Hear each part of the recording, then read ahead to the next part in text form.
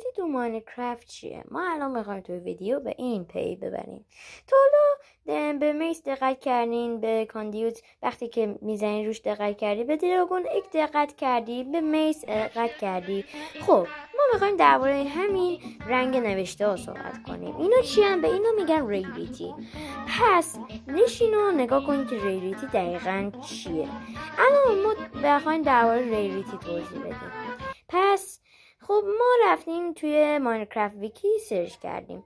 خب کامن توی بلوکاست و آن کامن روی بنر پترنا و الایترا و هدز و هارت آف دسی ایناست و ریرم برای بیکن و گلدن اپل ایناست. حالا اینم که برای چیزای کامندی یا دراگون اگ و ایناست. خب تو این ویدیو فهمیدیم که ریریتی در واقع چیه. حالا من اینجا در واقع سوالم اینه که برگ پورت اول اینجور کلیک کن.